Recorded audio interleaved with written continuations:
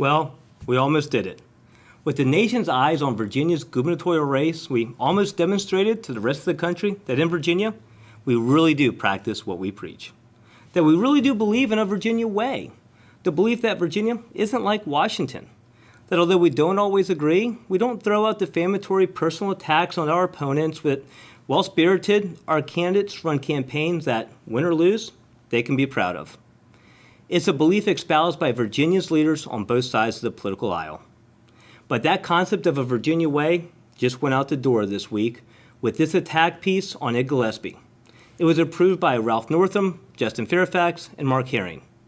Now, I've seen many attack pieces over the years from both parties.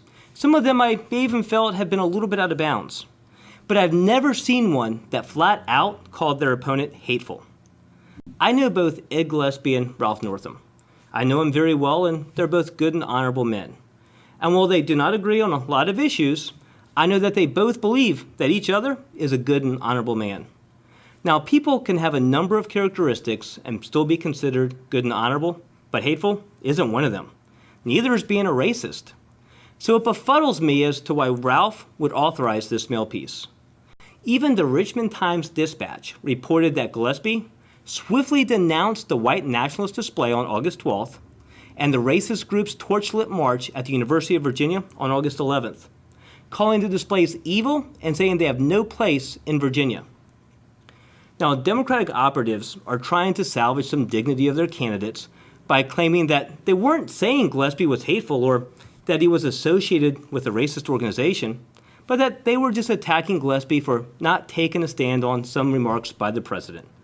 I'm sorry, I'm known for being outside the box and looking at things differently, but this imagery doesn't say Gillespie supports Trump or even Gillespie agrees with Trump's statements. Show this imagery to a 5-year-old and they'll tell you exactly what it says. It says that these two men, they're hateful and they're part of this angry mob. This is what's wrong with politics. This is why so many good and honorable people who have a servant's heart won't run for politics and will stay away from public office.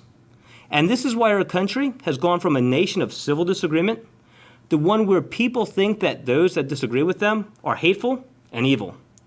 Do I solely blame Ralph Northam and his ticket mates for this personal attack on the character of Ed Gillespie?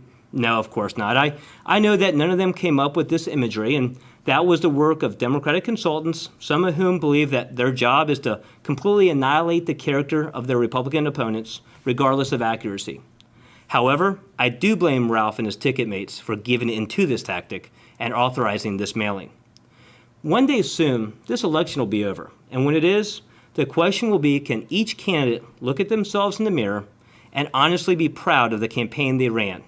I'd argue that this mail piece just made that a little harder for those on the Democratic ticket. Thank you for watching TRS video on the issues. Please comment below with your thoughts, and if you like this video, don't forget to like and subscribe to this channel.